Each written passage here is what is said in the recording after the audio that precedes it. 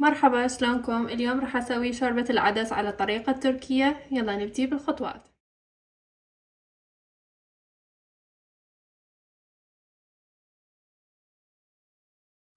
بالبداية خليت شوية زيت بالجدرية، وهسه راح ابدي احمس البصل. استخدمت بصلاية متوسطة الحجم، هسه راح ابدي احمسها.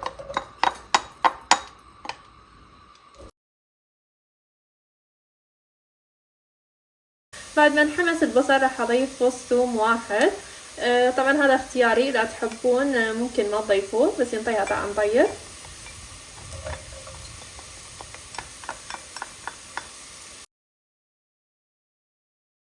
الخطوة اللي بعدها راح اضيف العدس. استخدمت كوب واحد من العدس، ضفت له خاشوقتين اكل من التمن وخاشوقتين اكل من البرغل الناعم. هسه راح اضيفهم على البصل، وراح ابدي اقلب المكونات كلها سوية. اضيف مكعب ماجي اذا تحبون تستبدلوه بالملح، وراح اضيف شوية فلفل اسود.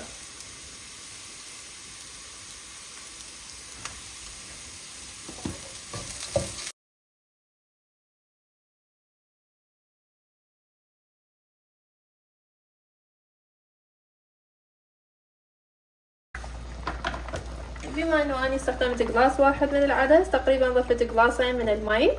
هسه راح اغطي الجدر وحتركه على نار متوسطة، اتركه الى ان يستوي العدس.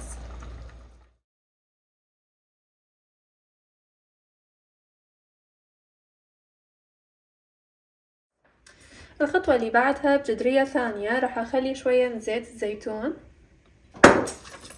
وراح اضيف لها قطعة صغيرة من الزبد. هسه راح اضيف لها معجون الفليفلة الحلوة. راح استخدم ملعقتين اكل متروسة من معجون الفليفلة،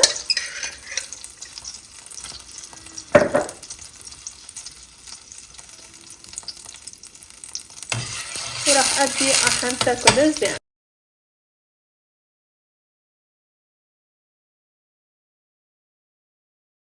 هسه راح اضيف له شوية من البابريكا، وراح اضيف له خاشوقة كوب متروسة من النعناع اليابس.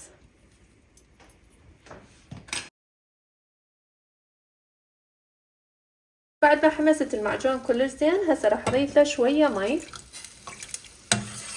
هسه راح ارجع اضيفها لشوربة العدس.